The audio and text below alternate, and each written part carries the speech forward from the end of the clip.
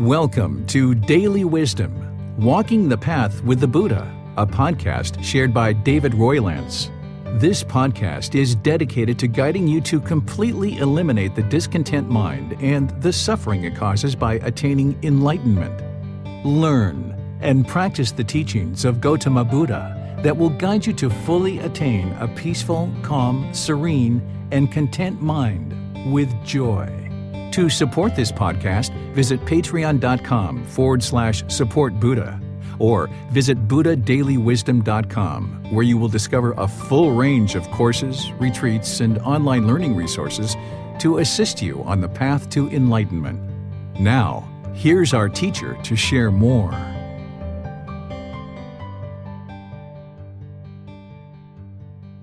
Sawadee Kap. Hello and welcome to Daily Wisdom, Walking the Path with the Buddha.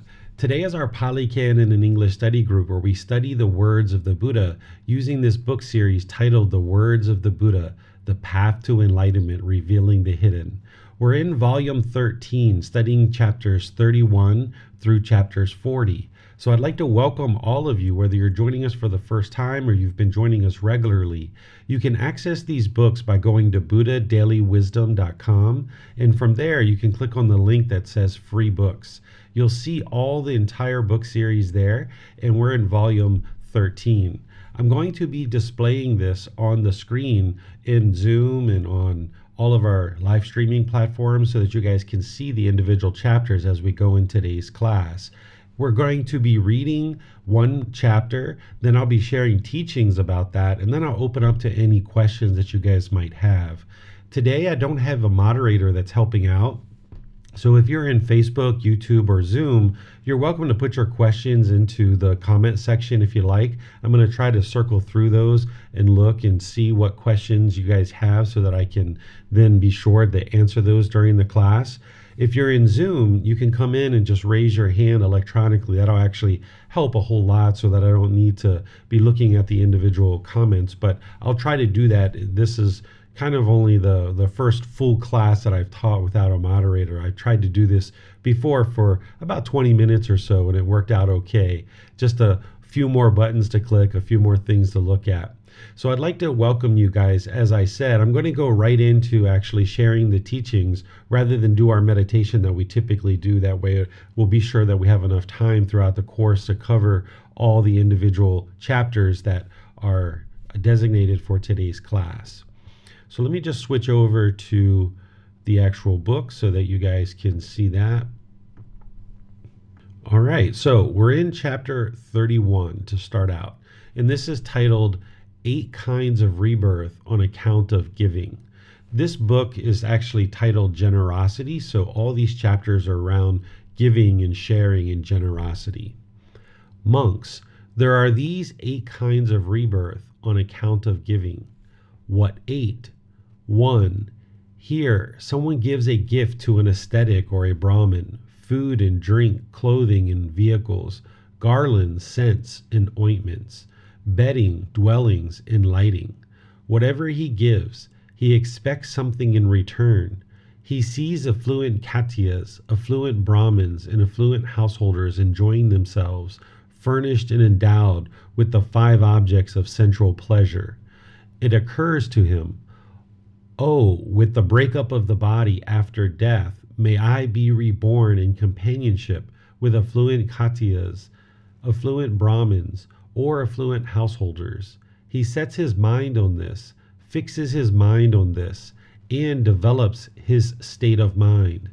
That objective of his, determined on what is inferior, not developed higher, leads to rebirth there. With the breakup of the body after death, he is reborn in companionship with affluent Khattiyas, affluent Brahmins, or affluent householders, and that is for one who is virtuous, practices moral conduct. I say, not for one who is immoral. The heart's objective of one who is virtuous succeeds because of his purity. 2. Someone else gives a gift to an ascetic or a Brahmin, food, drink, and lighting.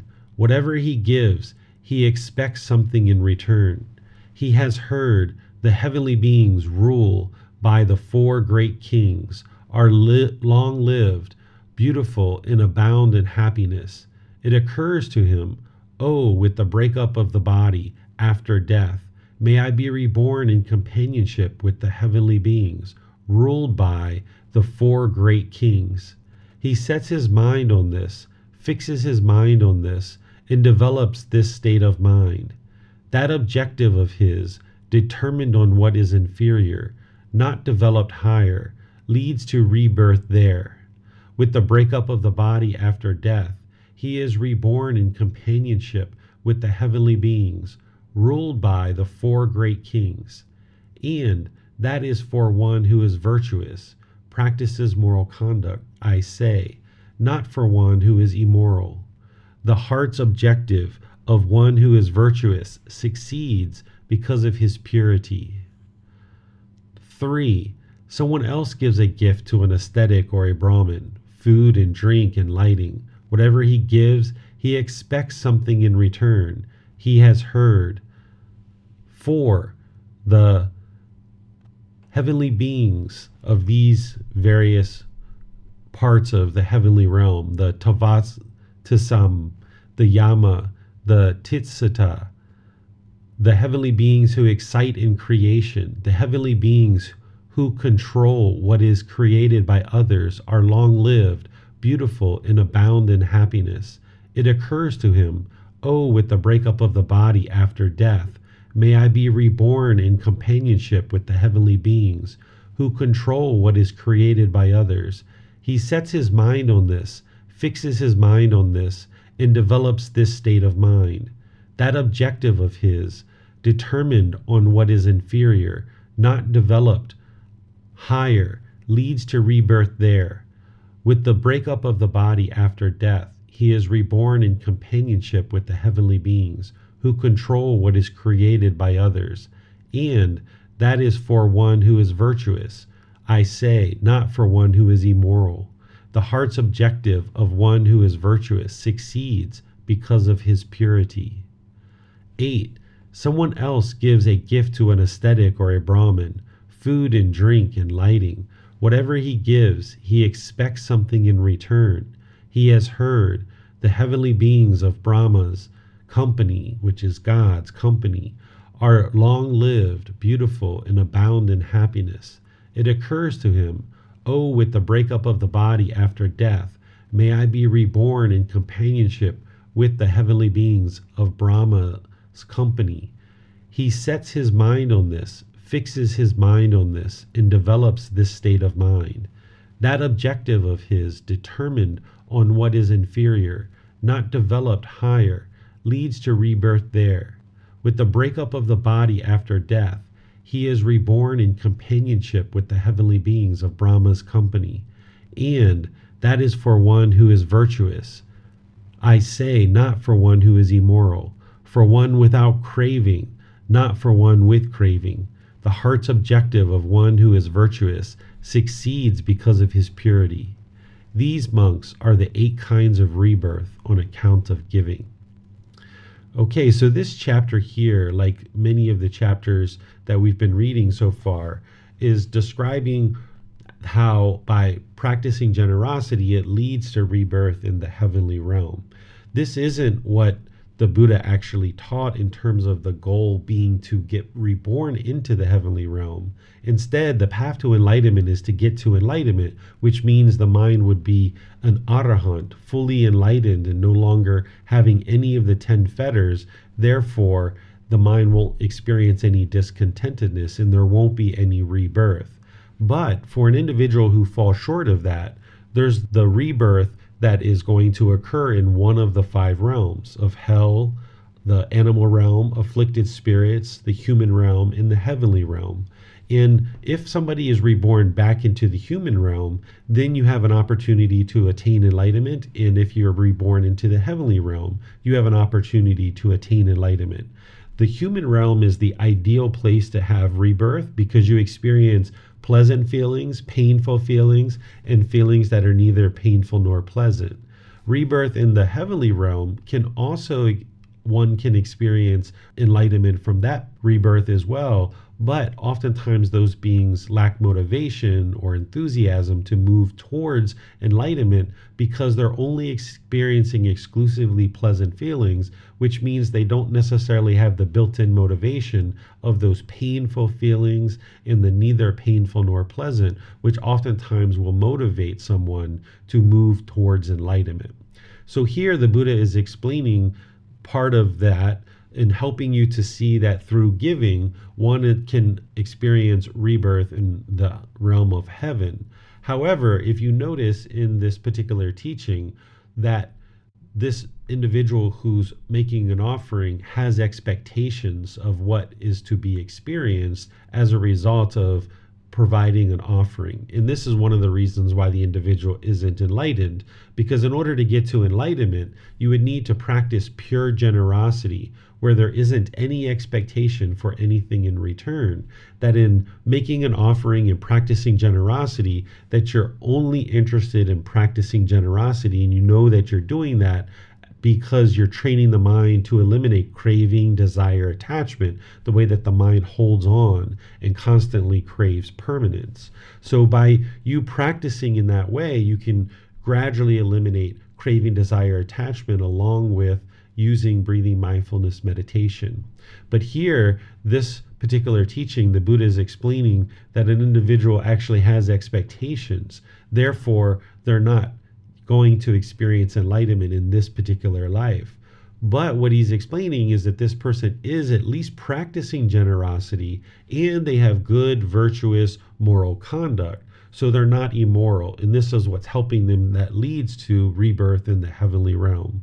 So remember, this isn't ideal. This isn't what you're actually going for, because rebirth in the heavenly realm is not permanent, and there is potential rebirth after that if one doesn't get to enlightenment. And that rebirth can actually occur in any of the realms. It doesn't necessarily result in rebirth in the human realm or the heavenly realm, which from those realms you can practice to get to enlightenment. But there can also be rebirth from the heavenly realm into hell, the animal realm, or afflicted spirits realm. So this is what the Buddha is discussing here in chapter 31. Let me see if we have any questions in any of the places that we normally have questions come in. And I don't see any. Just switching around here to see what I can see. I actually cannot see the... Oh, there we go. I was going to say I cannot see the chat in Zoom, but now I just figured out a way to be able to do that. All right, so let's go to the next chapter, which is chapter 32. Here, the Buddha is going to start focusing in on the benefits or the fruit of giving. This one is titled, Even More Fruitful Than Giving. If, householder, one gives alms, rough or excellent, and one gives disrespectfully, gives inconsiderately, does not give with one's own hand, gives what would be discarded, gives without a view of future consequences, then wherever the result of that gift is produced for one, one's mind does not incline towards the enjoyment of superb food, nor towards the enjoyment of superb clothing, nor towards the enjoyment of superb vehicles, nor toward the enjoyment of whatever is superb among the 5 objects of sensual pleasure. Also, one's children and wives, and one's slaves, servants, and workers do not want to listen to one, do not lend an ear, and do not apply their minds to understand. For what reason? Just this is the result of actions that are done disrespectfully. If, householder, one gives alms, whether rough or excellent, and one gives respectfully, gives considerately, gives with one's own hand, gives what would not be discarded, gives with a view of future consequences, then wherever the result of that gift is produced for one, one's mind inclines towards the enjoyment of superb food, towards the enjoyment of superb clothing, towards the enjoyment of superb vehicles, towards the enjoyment of whatever is superb among the 5 objects of sensual pleasure. Also, one's children and wives, and one's slaves, servants, and workers, one to listen to one, lend an ear, and apply their minds to understand. For what reason? Just this is the result of actions that are done respectfully. In the past, householder, there was a Brahmin named Valama. He gave such a great offering as this: 1. 84,000 golden bowls filled with silver. 2. 84,000 silver bowls filled with gold. 3. 84,000 bronze bowls filled with bullion. 4. 84,000 elephants with golden ornaments, golden banners, covered with nets of gold thread. 5. 84,000 chariots with upholstery of lion skins, tiger skins, leopard skins, and saffron-dyed blankets, with golden ornaments, golden banners, covered with nets of gold thread. 6. 84,000 milk cows with jute feathers and bronze pails. 7. 84,000 maidens adorned with jeweled earrings. 8. 84,000 couches spread with rugs, blankets, and covers, with excellent coverings of antelope hide, with cantaloupes and red bolsters at both ends. 9. 84,000 koltas of cloth made of fine linen, fine silk, fine wool, and fine cotton. How much more of food and drink, snacks, meals, refreshments, and beverages. It seemed to be flowing like rivers. You might think, householder, he was someone else, the Brahmin Valama, who on that occasion gave that great alms offering. But you should not look at it in such a way. I myself was the Brahmin Valama, who on that occasion gave that great alms offering. Now, householder, at that alms offering, there was no one worthy of offerings, no one who purified the offering. Even more fruitful than giving alms offering that the Brahmin Valama gave would it be to feed one person accomplished in view. Even more fruitful than the great alms offering that the Brahma Valama gave in feeding 100 persons accomplished in view would it be to feed one once returner. Even more fruitful than the great alms offering that the Brahma Valama gave in feeding 100 once returners would it be to feed one non-returner. Even more fruitful than the great alms offering than the Brahma Valama gave in feeding 100 non-returners would it be to feed one arahant. Even more fruitful than the great alms offering that the Brahma Valama gave in feeding 100 arahants would it be to feed one Pakya Buddha. Even more fruitful than the great alms offering that the Brahma Valama gave in feeding 100 Pakya Buddhas would it be to feed the Tathagata, the Arahant, the perfectly enlightened one. Would it be to feed the community of monks headed by the Buddha? Would it be to build a dwelling dedicated to the community of the 4 quarters? Would it be for one with a mind of confidence to go for refuge to the Buddha, the teachings, and the community? Would it be for one with a mind of confidence to undertake the 5 training precepts, to abstain from the destruction of life, to abstain from taking what is not given, to abstain from sexual misconduct, to abstain from false speech, to abstain from liquor, wine, and intoxicants, substances that cause heedlessness, the basis for heedlessness. As great as all this might be, it would be even more fruitful if one would develop a mind of loving kindness, even for the time it takes to pull a cow's udder. As great as all this might be, it would be even more fruitful if one would develop the perception of impermanence just for the time of a finger snap. Okay, this is chapter 32. Here, the Buddha is essentially showing how fruitful it is to essentially develop the perception of impermanence. That's the very last thing that he talks about.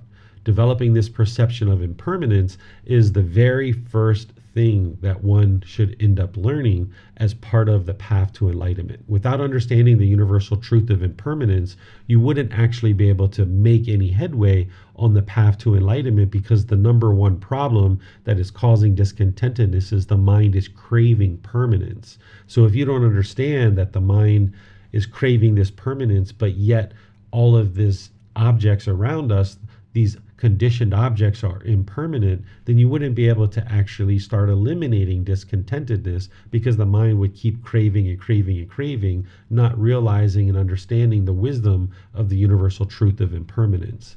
So the way that this is developed is through breathing mindfulness meditation, through studying, of course, and observing in the world the universal truth of impermanence. This is how one comes to understand this.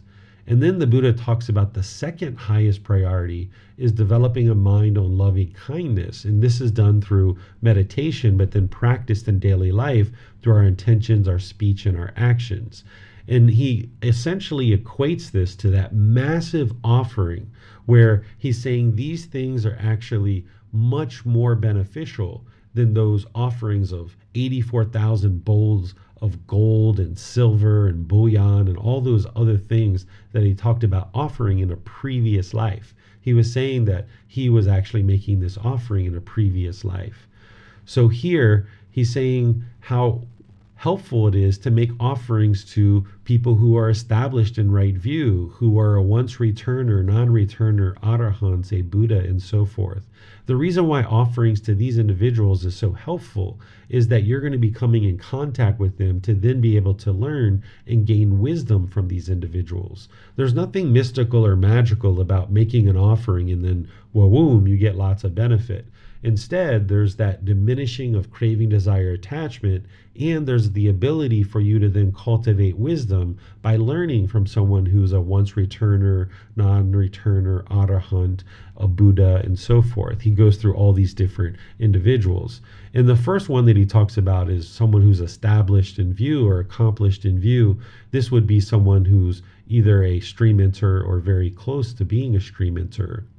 So that's what chapter 32 is about, is helping you to understand how valuable and how important it is for you to develop your practice through breathing mindfulness meditation, through cultivating wisdom of the universal truth of impermanence, and also cultivating the mind through developing loving kindness, as well as making offerings to this noble community who is part of the 4 stages of enlightenment of stream enter, once returner, non-returner, and arahant. So let me see what questions you guys might have. I'll go through and see if there's any questions posted. I'm not seeing anything. So let's continue on in our journey here to chapter 33. Chapter 33 is the 8 streams of merit. Monks, there are these 8 streams of merit, streams of the wholesome, nutriments of peacefulness, heavenly, ripening in peacefulness, conducive, that lead to what is aspired for, needed, and to heaven, agreeable to one's welfare in peacefulness. What 8? 1. Here, a noble disciple has gone for refuge to the Buddha.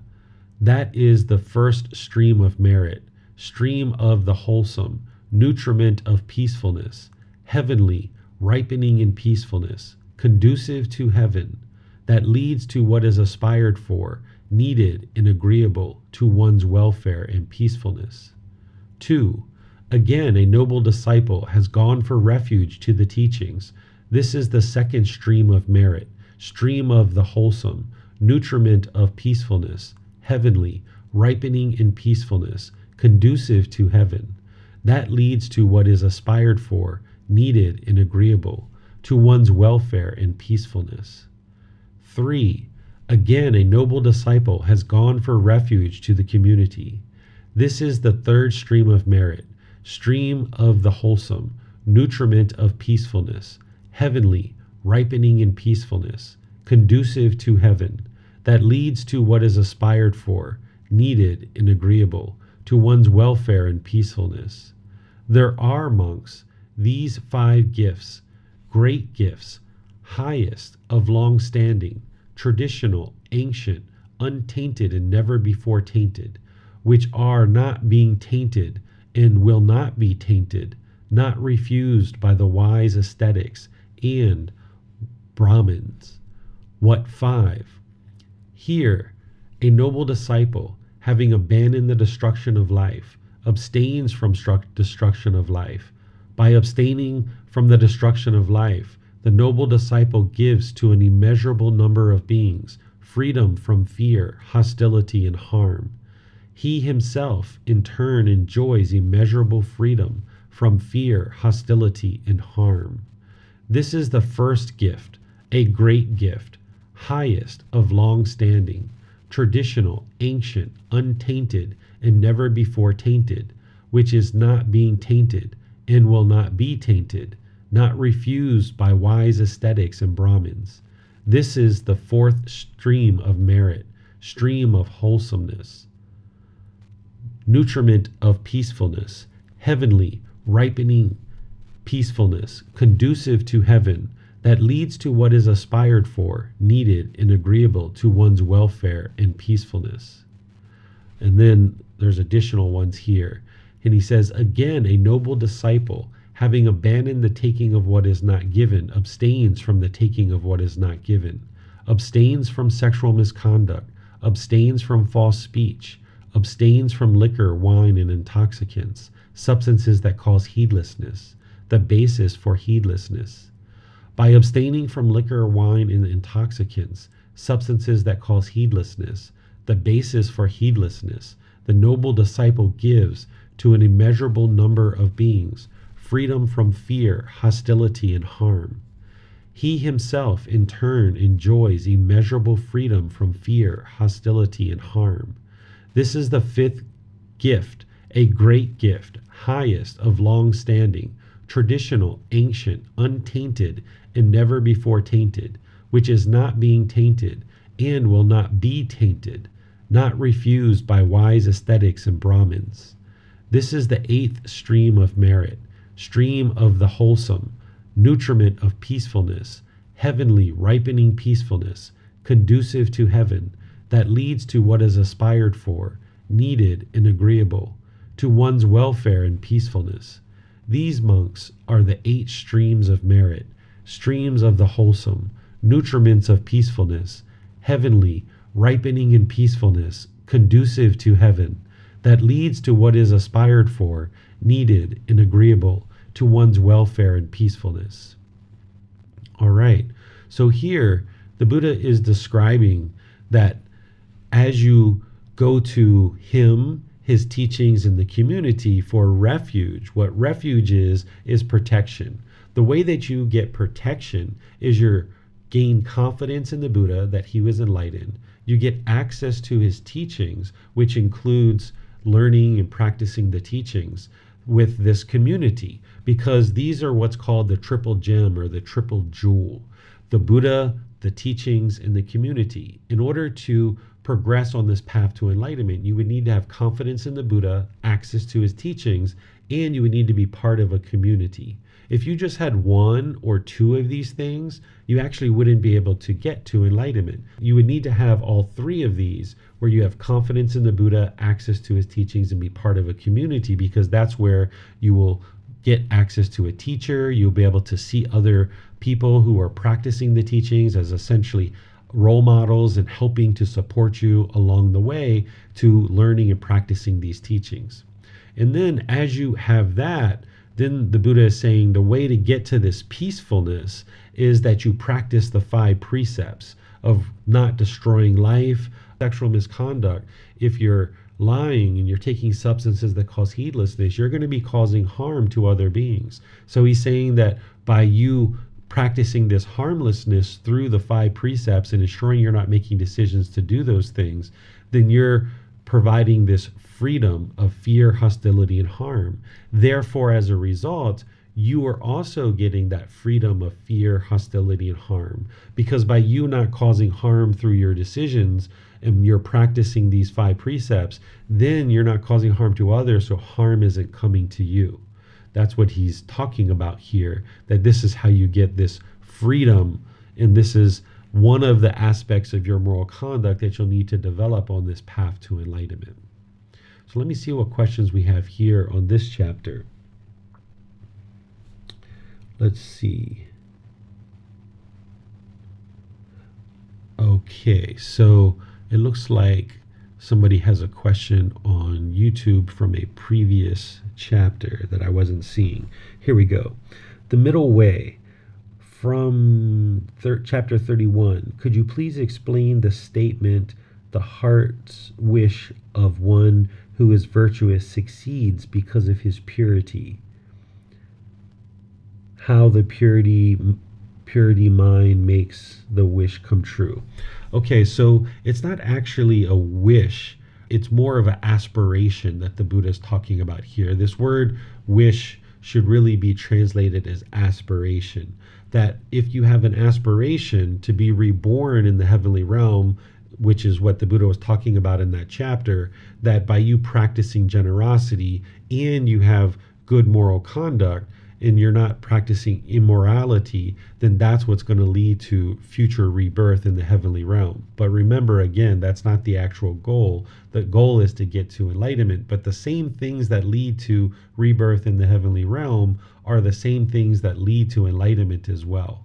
So if you're practicing the path to enlightenment and you're learning all of those aspects of the path, which includes generosity and moral conduct, then you're working towards enlightenment. But if you fall short of that, then those same qualities of mind that you've cultivated on this path to enlightenment to get to enlightenment could potentially result in a rebirth in the heavenly realm. But remember, that's not the actual goal. So that answers that question. And if there's any other questions, just let me know. I'm not seeing anything here in Facebook. All right, so I will just go on to the next chapter here. Chapter 34, the 3 bases of meritorious activity. Monks, there are these 3 bases of meritorious activity, generating wholesome Kama. What 3? The basis of meritorious activity consisting in giving, the basis of meritorious activity consisting in virtuous behavior, and the basis of meritorious activity consisting in meditative development. 1. Here, monks, someone has practiced the basis of meritorious activity consisting in giving to a limited extent. He has practiced the basis of meritorious activity consisting in virtuous behavior to a limited extent.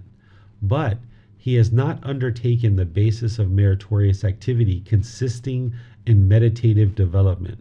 With the breakup of the body after death, he is reborn among humans in an unfavorable condition.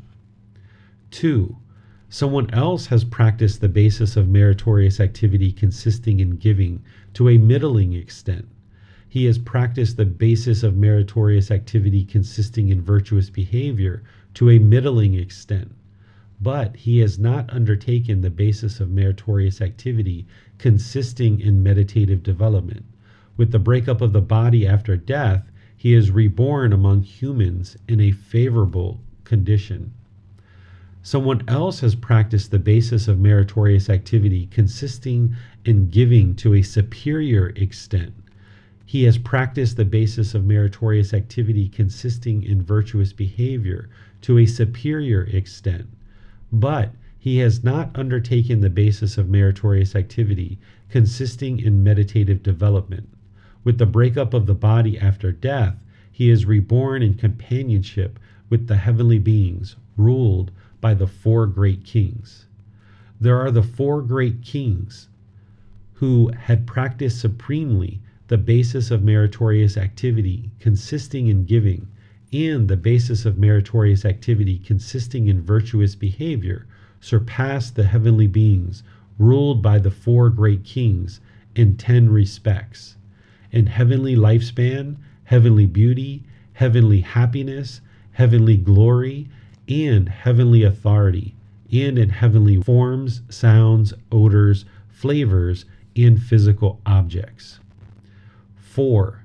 Someone else has practiced the basis of meritorious activity consisting in giving to a superior extent. He has practiced the basis of meritorious activity consisting in virtuous behavior to a superior extent. He has not undertaken the basis of meritorious activity consisting in meditative development. With the breakup of the body after death, he is reborn in companionship with the Tasaha heavenly beings. There, Saka, ruler of the heavenly beings, who had practiced supremely the basis of meritorious activity consisting in giving, and the basis of meritorious activity consisting in virtuous behavior, surpasses these heavenly beings in 10 respects: in heavenly lifespan, heavenly beauty, heavenly happiness, heavenly glory, and heavenly authority, and in heavenly forms, sounds, odors, flavors, and physical objects. 5. Someone else has practiced the basis of meritorious activity consisting in giving to a superior extent. He has practiced the basis of meritorious activity consisting in virtuous behavior to a superior extent, but he has not undertaken the basis of meritorious activity consisting in meditative development. With the breakup of the body after death, he is reborn in companionship with the Yama heavenly beings. There, the young heavenly being, Suyama, who had practiced supremely the basis of meritorious activity consisting in giving, and the basis of meritorious activity consisting in virtuous behavior, surpasses the Yama heavenly beings in 10 respects: in heavenly lifespan, heavenly beauty, heavenly happiness, heavenly glory, and heavenly authority, and in heavenly forms, sounds, odors, flavors, and physical objects. 6. Someone else has practiced the basis of meritorious activity consisting in giving to a superior extent. He has practiced the basis of meritorious activity consisting in virtuous behavior to a superior extent, but he has not undertaken the basis of meritorious activity consisting in meditative development. With the breakup of the body after death, he is reborn in companionship with the Tusita heavenly beings. There, the young heavenly being, Santusita, who had practiced supremely the basis of meritorious activity consisting in giving, in the basis of meritorious activity consisting in virtuous behavior, surpasses the Tusita heavenly beings in 10 respects: in heavenly lifespan, heavenly beauty, heavenly happiness, heavenly glory, heavenly authority, in heavenly forms, sounds, odors, flavors, and physical objects. 7. Someone else who has practiced the basis of meritorious activity consisting in giving to a superior extent.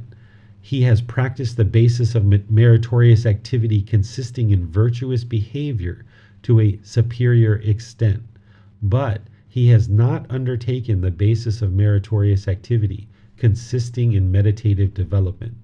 With the breakup of the body after death, he is reborn in companionship with the heavenly beings who excite in creation.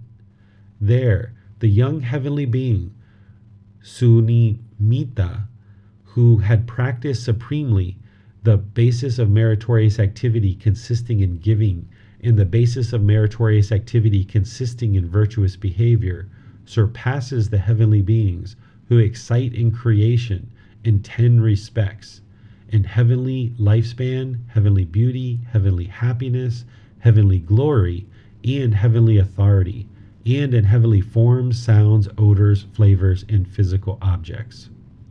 8. Someone else has practiced the basis of meritorious activity consisting in giving to a superior extent. He has practiced the basis of meritorious activity consisting in virtuous behavior to a superior extent, but he has not undertaken the basis of meritorious activity, consisting in meditative development. With the breakup of the body after death, he is reborn in companionship with the heavenly beings who control what is created by others. There, the young heavenly being, Vasavatati, who has practiced supremely the basis of meritorious activity, consisting in giving, and the basis of meritorious activity consisting in virtuous behavior, surpasses the heavenly beings who control what is created by others in 10 respects: in heavenly lifespan, heavenly beauty, heavenly happiness, heavenly glory, and heavenly authority, and in heavenly forms, sounds, odors, flavors, and physical objects. These monks are the three bases of meritorious activity. Okay, so let me help you dissect what is helpful here in order to develop your practice. The Buddha is going through a lot of details, which he typically does because his mind is fully, perfectly enlightened with deep wisdom. He's able to explain a lot of specific details about these natural laws of existence and the cycle of rebirth, and how the teachings that he shares is helping to improve the condition of the mind and or improve your rebirth.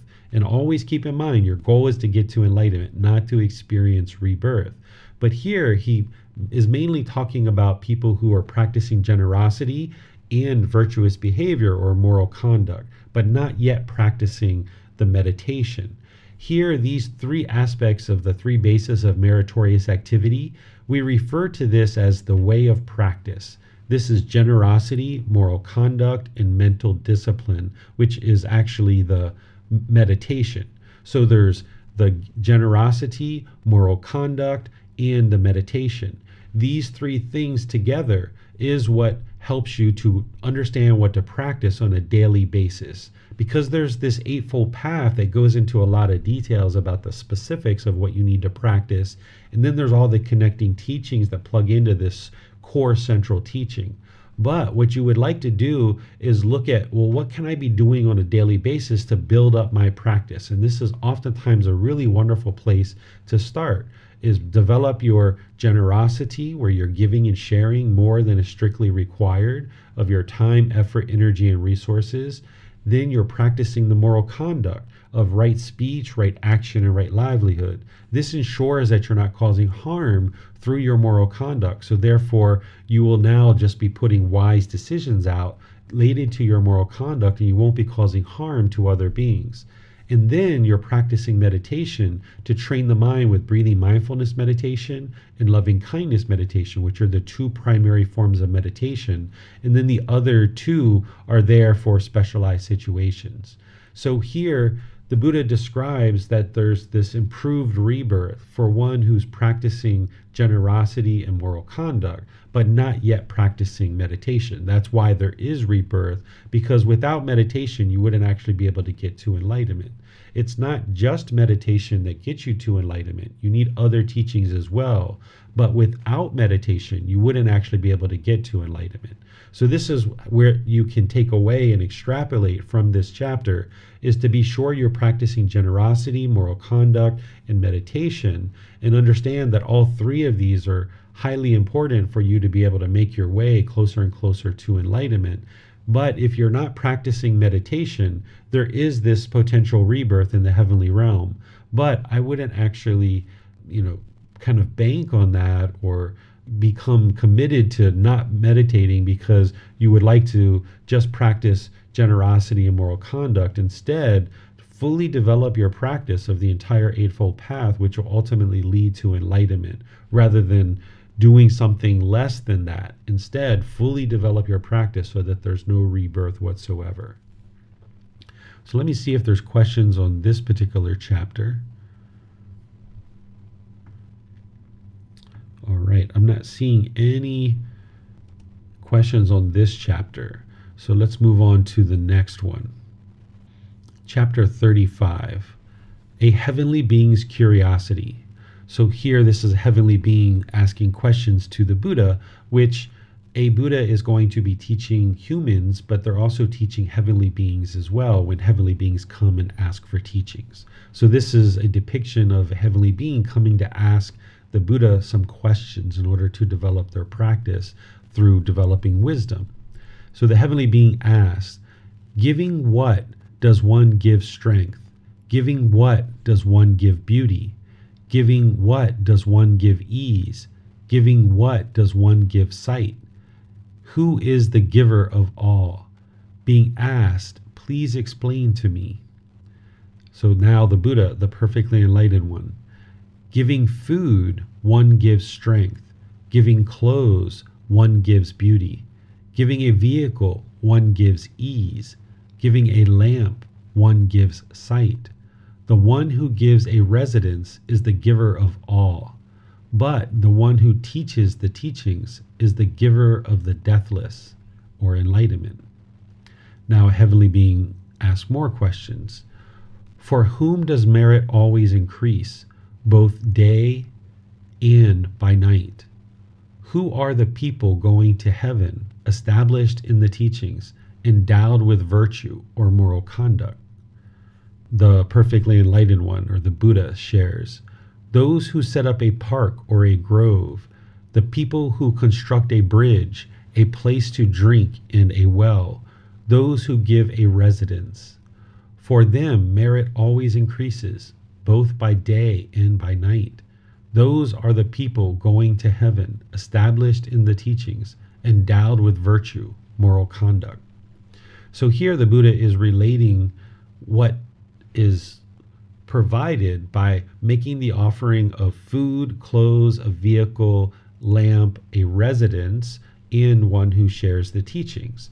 And he's saying if you give food, then what you're essentially giving to another person is you're giving them strength. By giving clothes, you're giving them beauty because now their body can be protected by the clothes.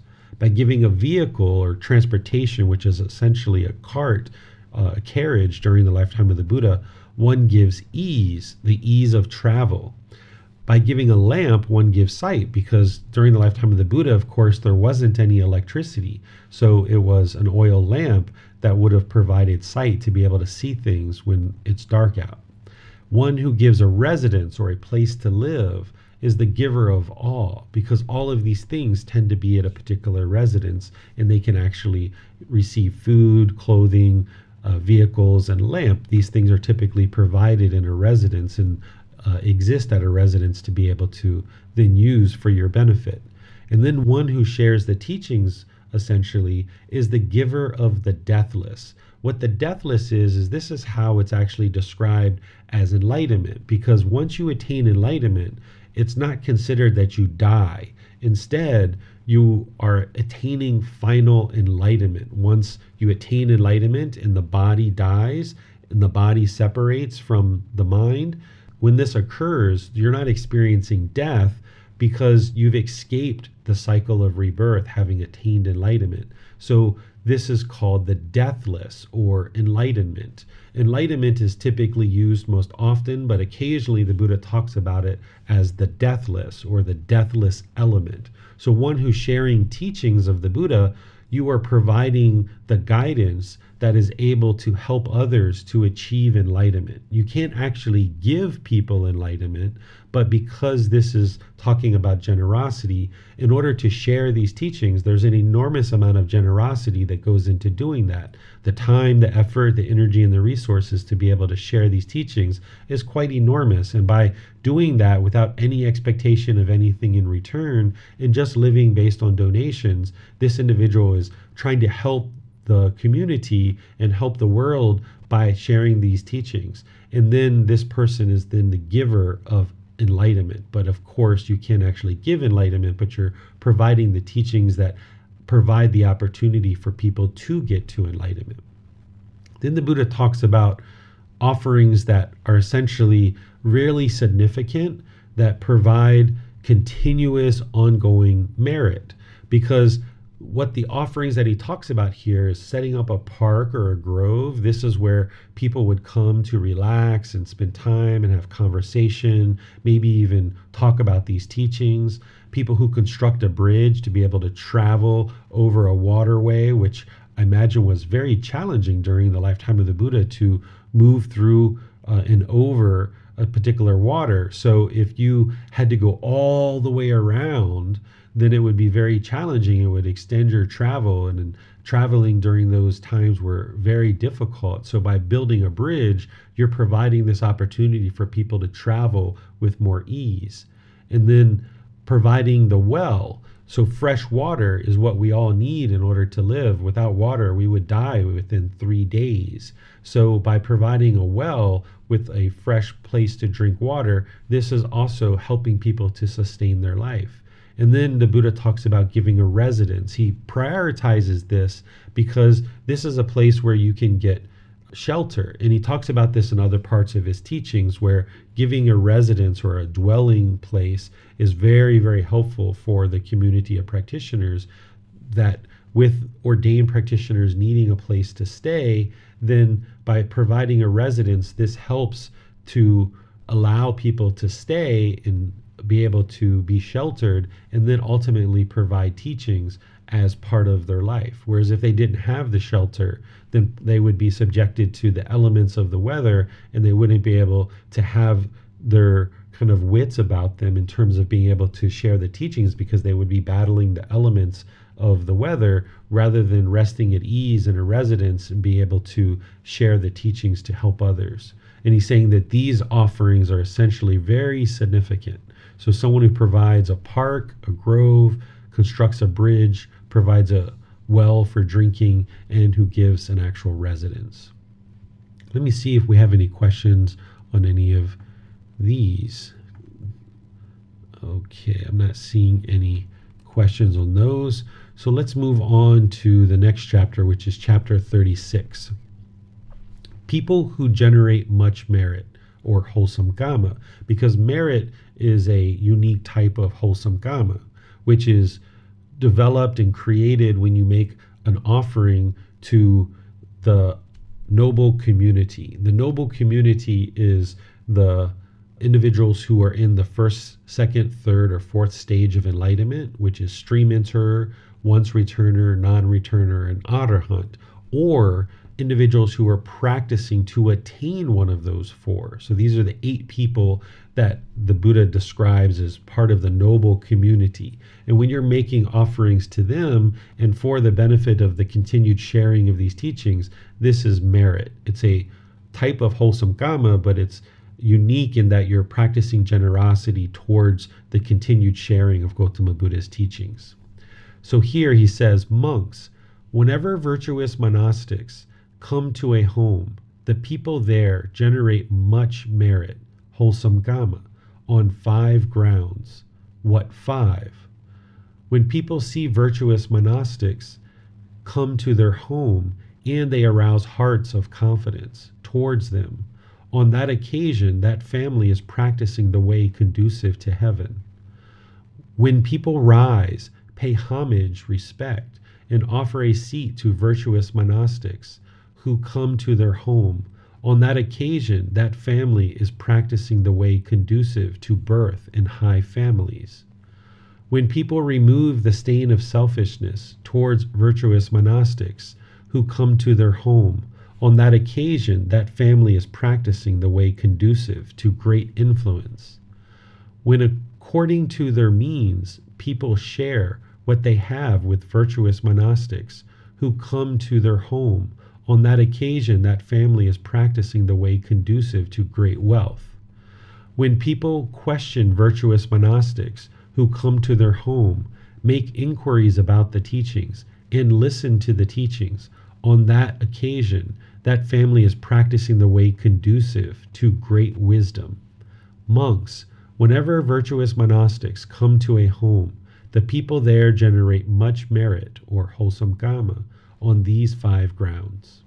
So here the Buddha is explaining how to essentially receive greater and greater wisdom by inviting ordained practitioners or virtuous monastics, teachers, people who are sharing these teachings, inviting them to your home with confidence, knowing that these individuals are practicing well. Whereas if you were just to invite any old monastics or any old teacher to your home that isn't practicing the teachings well, this isn't going to produce beneficial results for you, because you're not going to have the opportunity to gain wisdom and deeply understand the teachings to benefit your practice. So the Buddha always designated that as you're making offerings and as you're receiving teachings, that you seek out people who are virtuous monastics and virtuous teachers. That's what's going to help you. Here, the Buddha talks about inviting monastics to the home and bringing them to the home. This is conducive to rebirth in the heavenly realm. Then he talks about that when you pay respect to them, when they come and you offer them a seat, this provides a potential rebirth conducive to high families, or these are individuals who are born into a family who is very affluent. And then that would make it easier for you in your next life to then be able to potentially get to enlightenment, because you're not affected by poverty or famine or things like this. And then one who's practicing where they're not selfish, they're making offerings of food, water, clothing, medical supplies to virtuous monastics.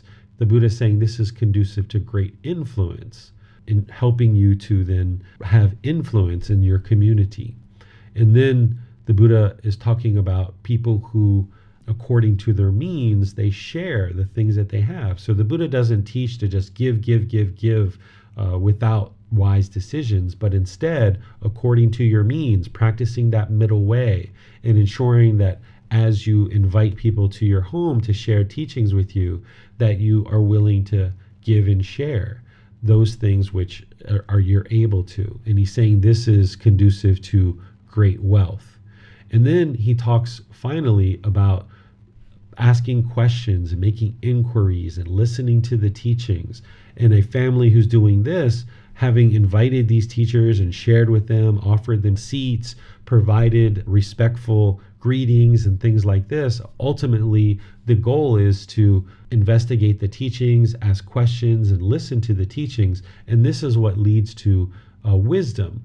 Because by getting to wisdom, this is where the mind can actually move closer and closer to enlightenment. Without having wisdom, you wouldn't be able to understand all the various teachings that the Buddha taught, including the Eightfold Path and eliminating the 10 fetters, to actually be able to get to enlightenment. So that would be your ultimate goal in inviting someone to your home, is that perhaps somebody stays with you for a few days or a week or two or what have you, and that this is going to then allow you to gain understanding of the teachings. And while that person's in your home, they can be observant of how things function in the home and be able to provide you and the people that live there the understanding of the teachings of how to improve your practice, which will improve your functioning of your household and allow people to live with more peacefulness and more harmony within the household. So let me see if we have any questions on this chapter. I'm not seeing any questions there. So we'll move on to the next chapter, which is chapter 37. I'm going to take a little drink of water here.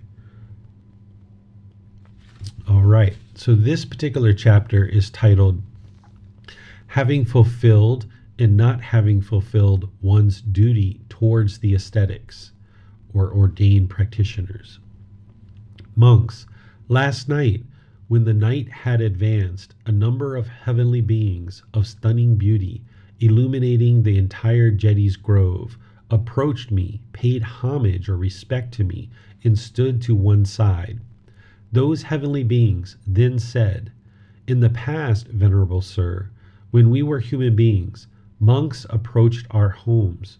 We rose up for them, but did not pay homage or respect to them. Not having fulfilled our duty, full of regret and remorse, we were reborn in an inferior class of heavenly beings. Some other heavenly beings approached me and said, 'In the past, Venerable Sir, when we were human beings, monks approached our homes. We rose up for them and paid homage or respect to them, but we did not offer them seats. Not having fulfilled our duty, full of regret and remorse. We were reborn in an inferior class of heavenly beings. Some other heavenly beings approached me and said, "In the past, Venerable Sir, when we were human beings, monks approached our homes. We rose up for them, paid homage or respect to them, and offered them seats, but we did not share things with them to the best of our ability and capacity." And then this continues and repeats with this changing part of the discourse. We shared with them to the best of our ability and capacity, but we did not sit close by to listen to the teachings. We sat close by to listen to the teachings, but did not listen to it with eager ears. We listened to it with eager ears, but having heard it, we did not retain the teachings in mind. Having heard it, we retained the teachings in mind, but we did not examine the meaning of the teachings that had been retained in mind. We examined the meaning of the teachings that had been retained in mind, but we did not understand the meaning of the teachings and then practice in accordance with the teachings. Not having fulfilled our duty, full of regret and remorse, we were reborn in an inferior class of heavenly beings. Some other heavenly beings approached me and said, "In the past, Venerable Sir, when we were human beings, monks approached our homes. We rose up for them, paid homage to them, offered them seats, and shared with them to the best of our ability and capacity. We sat close by to listen to the teachings and listened to it with eager ears. Having heard it, we retained the teachings in mind. We examined the meaning of the teachings that had been retained in mind, and we understood the meaning of the teachings, and then practiced in accordance with the teachings. Having fulfilled our duty, free of regret and remorse, we were reborn in a superior class of heavenly beings. These are the feet of trees, monks. These are empty huts. Meditate, monks. Do not be complacent. Do not have cause to regret it later, like those prior heavenly beings." So here, the Buddha is explaining how to essentially take that teaching from the previous chapter and ensure that we implement it, that we actually do the things that he's sharing, which includes the learning of the teachings and actually applying the teachings. That by not doing that, we will regret it later when we're reborn into an inferior existence, either in the heavenly realm or some other realm. That if you're meditating, if you're learning the teachings, if you're practicing, including generosity and all the other steps of the Eightfold Path, then by you practicing in this way and developing your practice, you're moving closer and closer to enlightenment. And having attained enlightenment, you will know that you've attained enlightenment, because the mind will no longer experience any discontentedness, and you'll be so pleased that you've dedicated this portion of your life to deeply understanding the teachings and practicing them, so that now the entire rest of your life you can enjoy this peaceful, calm, serene, and content mind with joy.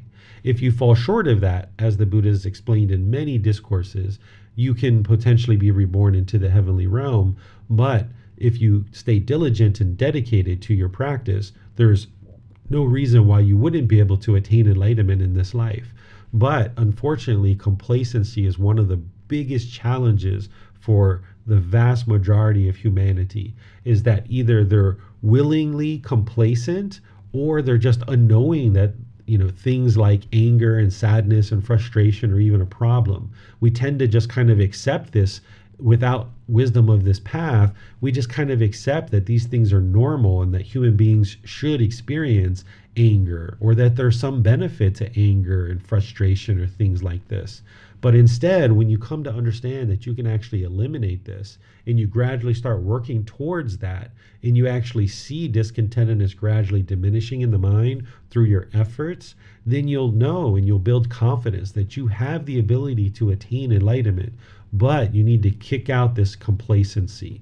The complacency oftentimes will come into the mind. You'll slack off on your generosity, slack off on your moral conduct, slack off on your meditation, and you need to stay consistent. If you miss a meditation here or there, okay, that's understandable, that's impermanence. Your enlightenment isn't going to be determined if you miss a meditation here or there. What is going to determine your enlightenment is if over a consistent long-term period of time, can you stay dedicated and diligent to continually meditating? Can you continually practice moral conduct? Can you continually practice generosity? Can you continue to develop more and more wisdom about this path and practice more and more closely to what an enlightened being practices? And as you do, then you'll get closer and closer to enlightenment, and you'll see the truth for yourself that it's working. But if you allow complacency to come into the mind, then this can potentially hinder you. So you need to stay dedicated and diligent without the craving, but without the indifference, practicing this middle way where you're gradually walking the path, setting this goal, this objective, this interest towards the attainment of enlightenment.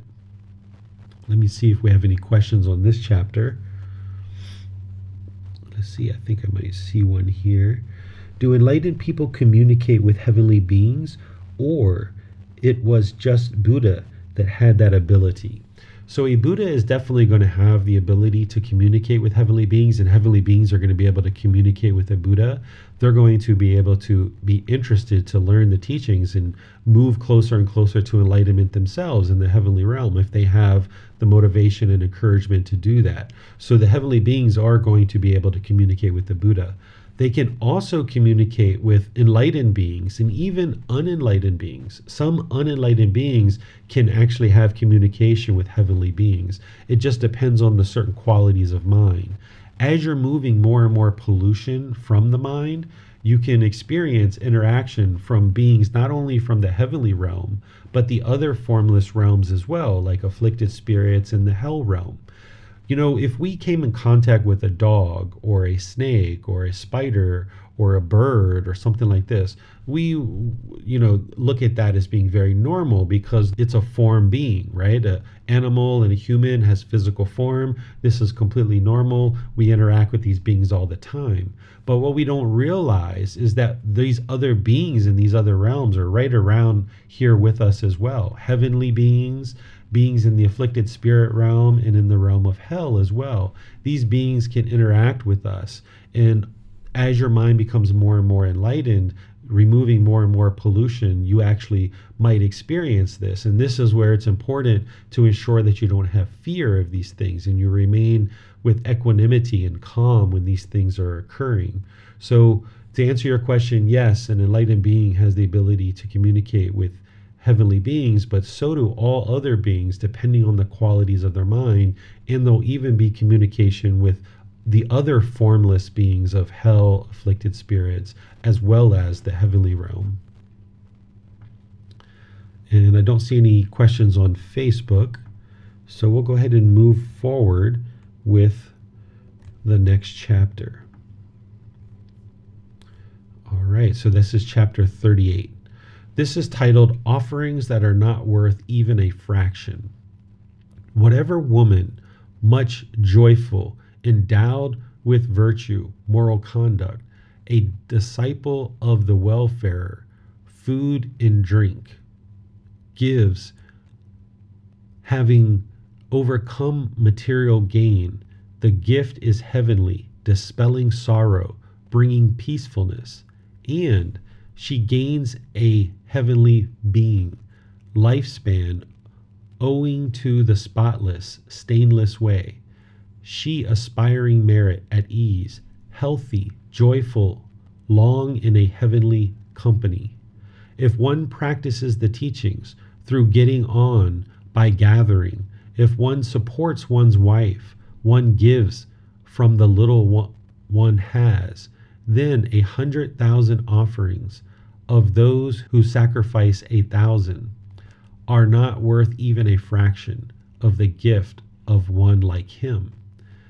Since they give while settled in unrighteousness, having slain and killed, causing sorrow, their offering, tearful, a result of violence, shares not the value of the righteous one's gift.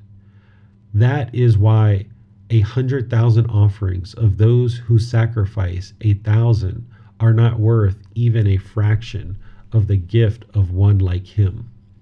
Okay, so the Buddha here is talking about the different types of offerings one can make, and he's talking very generally and very broad here, where other discourses he talks in much more detail.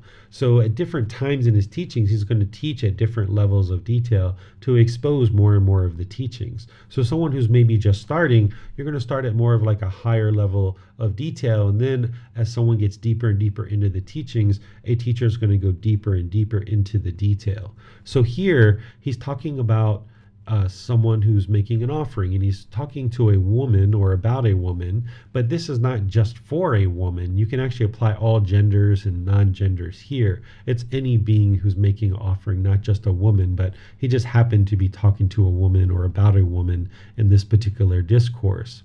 He's talking about a person who essentially makes an offering that is, very wholesome and has not caused any harm through acquiring the means to make an offering.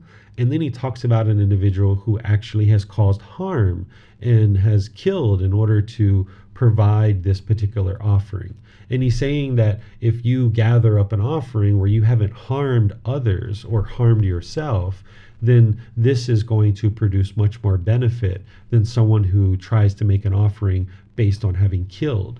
Because during the lifetime of the Buddha, as people made offerings, there were actually sacrifices of animals in some cases, with certain rites, rituals, and ceremonies. There's even those things today where certain groups of people will kill an animal and burn it on a fire, and this is actually made as an offering. In some cases, people think that they're making this offering to some being or some deity.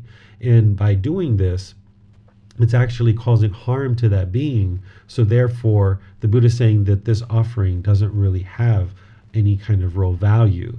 Instead, it's ensuring that you're righteous and that you're making wholesome offerings by ensuring that you're not harming others through the offerings that you develop. Let me see if we have any questions here about this particular teaching. Not seeing any questions here. So we're going to move on to the next chapter, which is chapter 39. Gifts of an unwholesome person and a wholesome person.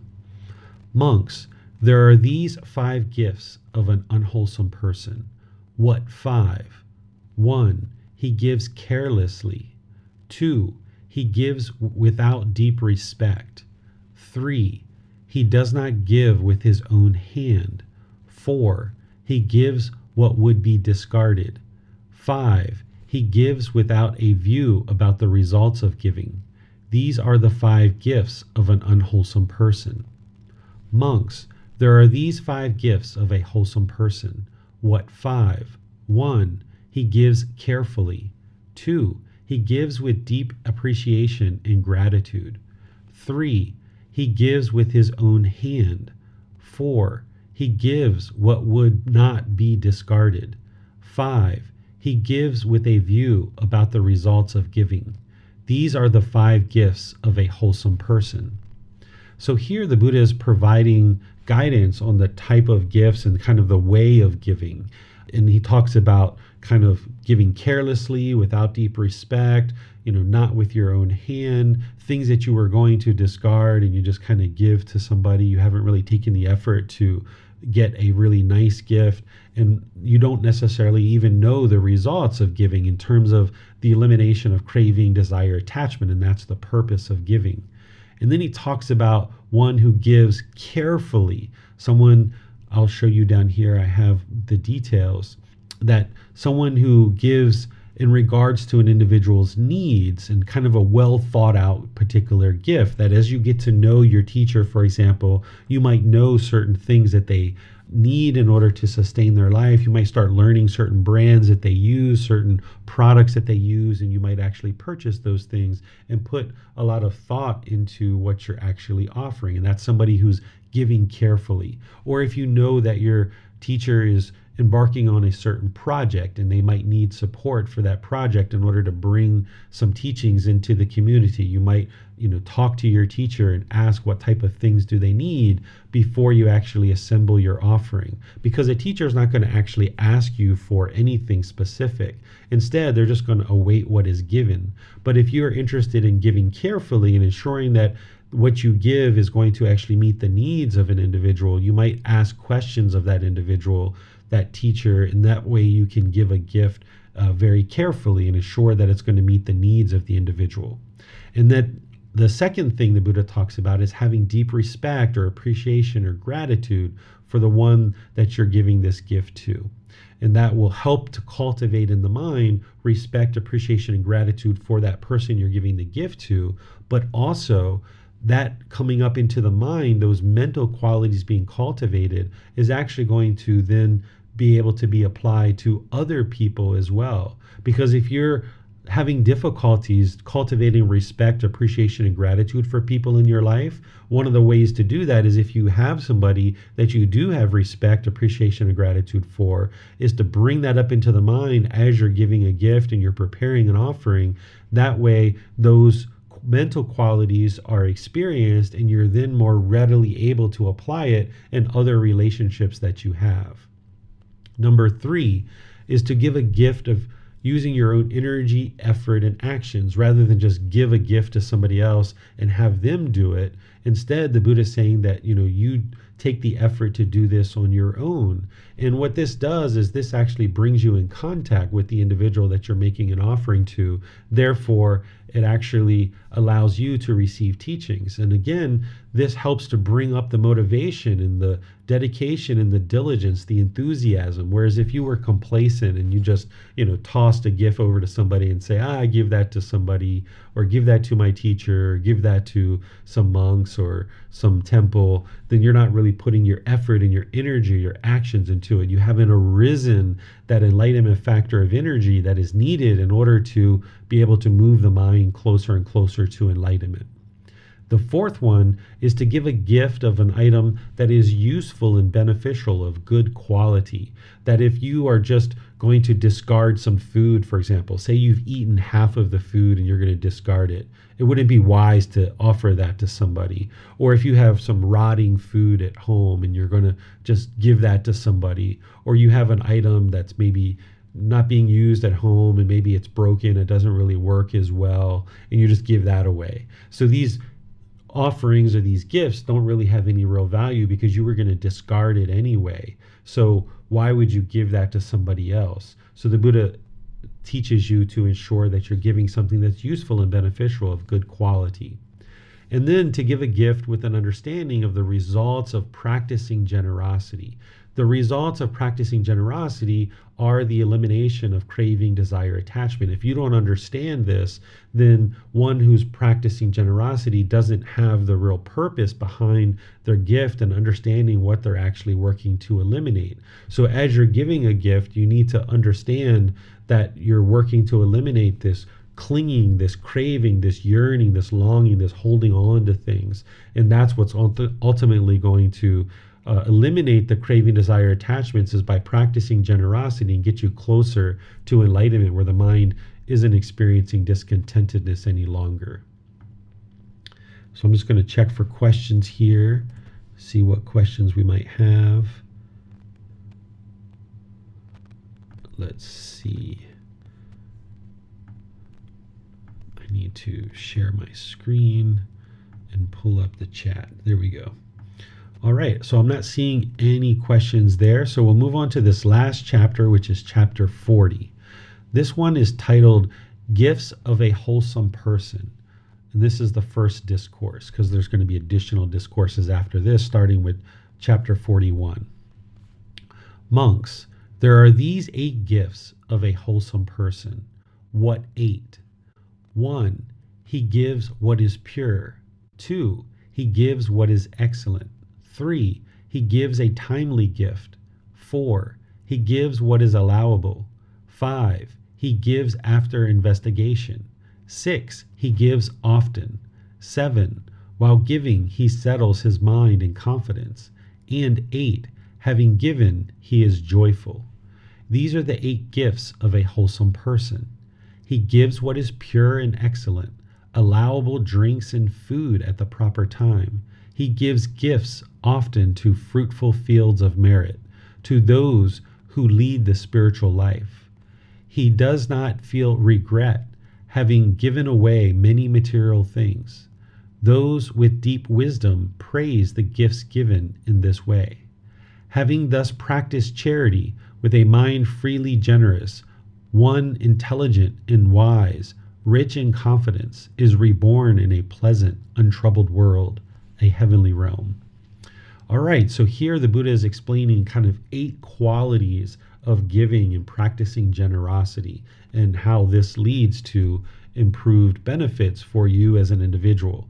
And I explain these in detail here in the explanation, that an individual gives a gift that is pure or beneficial, that they give what is excellent and useful, giving at a proper time. So if your teacher is actually teaching in a discourse and you interrupt them to give a gift, that would be the improper time. But if you showed up before class or after class, or you met with your teacher and invited them to come to your home, or you went to your teacher's home, these would be proper times to actually give a gift. An individual gives a gift that is allowable. These are items that are wholesome, not in conflict with the teaching. So if you gave, beer or wine, or, if you, gave something that that a teacher is maybe vegan and they don't eat meat, for example, but you gave them meat, that would be unwholesome, is what the Buddha is explaining. So if you understand the teachings really well and you're able to make offerings, then you would make offerings based on the teachings, not giving things like cigarettes or methamphetamine or something like this that an individual isn't going to actually benefit from and they're not going to use. They probably wouldn't even accept that type of gift. So the Buddha actually talks about different types of gifts that would be wise to give and things that are unwise to give. And this was covered in volume 12 of this book series, where he talks about how we don't accept land, or we don't accept animals and slaves and human beings and things like this. So all of those details are in volume 12. And then number 5 is giving a gift after investigation. This is what we were talking about just in the previous chapter, where you investigate what is it that this person could actually use, what would be beneficial, what would be useful for them, ensuring that you have put some thought into your particular offering. And then number 6 is the Buddha talks about giving regularly and consistently on an ongoing basis. Whereas if you were to just give once a year, or once every 2 or 3 years, or once every 6 months, or once every 3 months, or something like that, this is kind of infrequent and it's not producing the type of benefit. Whereas if you were giving regularly, weekly or monthly or something like this, by frequent giving and consistent giving, this is a better training for the mind, rather than just giving once a year. This isn't having the same impact. So if you're giving one big, enormous gift once a year, it would be better to break that up into smaller offerings and do that regularly throughout the year, which is a better, more consistent training for the mind. So if you understand the goal of what you're doing when you're practicing generosity is to eliminate craving, desire, attachment, then you understand why the Buddha talks about giving consistently. It's not just about him trying to make all kinds of money or wealth, because he was rich as a prince of the royal family. He wasn't interested in money or wealth, and that's why he didn't even accept things like gold or silver or land or things of value like that. But instead, the reason why he's talking about giving regularly and consistently is because it's a consistent training for your mind. The giving, the generosity is for your benefit. But yes, there's this mutual support between the students and the teachers. So this is actually helpful for your mind to be able to practice generosity to eliminate craving, desire, attachment. And then those gifts are helping the teacher to be able to support the community, to support their own existence through the basic necessities that they need to survive. But also some of those offerings are being returned back to the community through different projects and different ways that a teacher should be using those resources to help and benefit the community. Number 7, the Buddha is talking about having a mind of confidence and knowing that the gift offered is wholesome. So if you have deeply understood the teachings and you've learned those, then you can develop this confidence in knowing that the gift that you're offering is wholesome.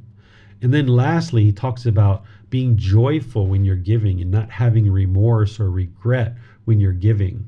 Because sometimes you might try to put together an offering and you might put together a whole lot, and then after you give the offering, you feel remorse that you've given too much. Or you might be kind of a little bit selfish with your offering and give that, and then afterwards feel remorse that you haven't given enough. But when the Buddha talks about giving, he talks about being joyful before and being joyful after giving. And while you're giving, be sure your mind is calm and confident. This ensures that there's no remorse and regret. So if you are practicing the middle way and you're practicing wise decision making or discernment, then you would ensure that whatever gift that you put together, whatever offering you put together on this regular, consistent basis, that it meets these criteria and that you don't feel any remorse after what it is that you've actually given. And that will help to ensure that your gift is fully purified through practicing these aspects of generosity.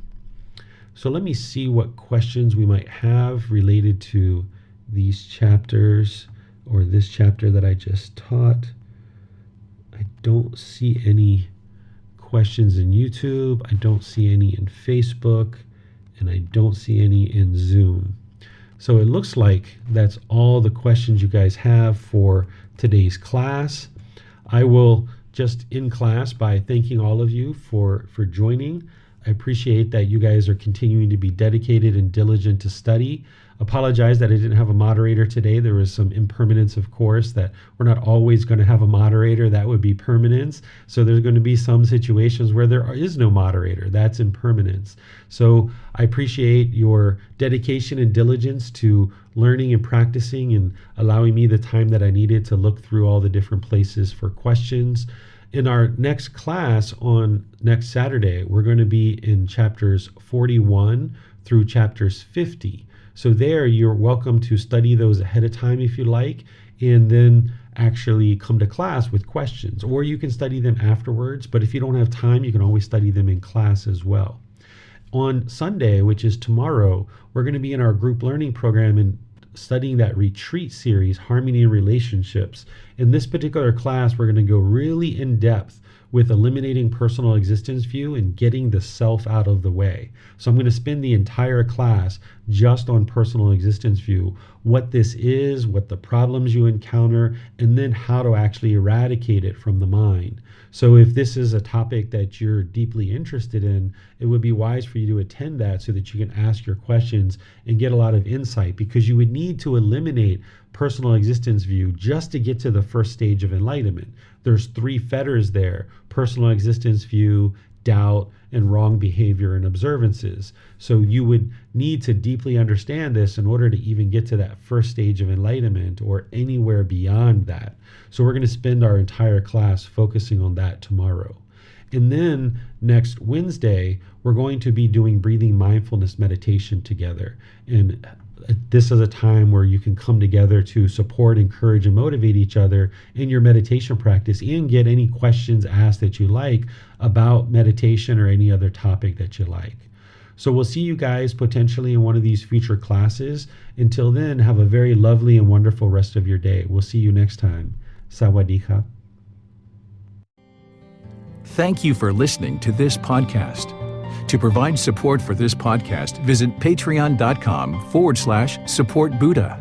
To access more teachings, visit buddhadailywisdom.com.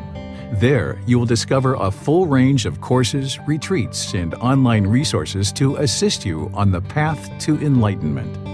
Remember to establish a daily, consistent meditation practice, along with learning and practicing these teachings. A well-developed meditation practice is the foundation in which to train the mind to attain enlightenment.